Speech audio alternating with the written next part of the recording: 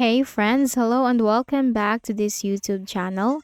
In this video, I'm going to share to you on how you can fix the registry errors on your Windows. So if you encounter this kind of error, then let's go quick into the process. In the Windows search bar right here, type CMD, which stands for command prompt. Just simply click on run as administrator in the right pane. Now this black window will appear.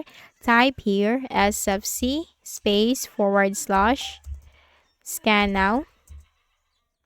It's SFC space / scan. Now it's the system file checker scan. Now hit enter. This is a very helpful fix because this will scan for and repair system corrupt files, check for any integrity violations. So it is a very helpful fix. Now while the process is going on, do not close the window. You can just simply minimize but do not close the window. And once this goes up to 100% completed, then just simply close out of here. Then in the Windows search bar again, type CMD, which stands for command prompt. Click on run as administrator in the right pane.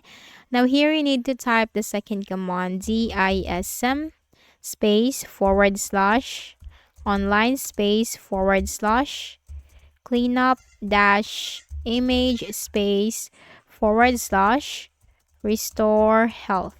It's DISM space / online space / cleanup dash image space / restore health. Hit enter. Now this will repair your Windows image. So while the process is going on, do not close the window. You can just simply minimize but do not close the window. And here is a tip. If you are getting stuck at a certain percentage during the process, then you just have to simply continuously press the space key on your keyboard. That might help you to continue the process. And once the process is done, just simply close out of here. Then make a right click at the start button, shut down or sign out, and restart your Windows. Then click on the start button, go to settings for the next method. Click on system, scroll down and you'll find recovery. But before you can go on with this option, reset this PC, click on it.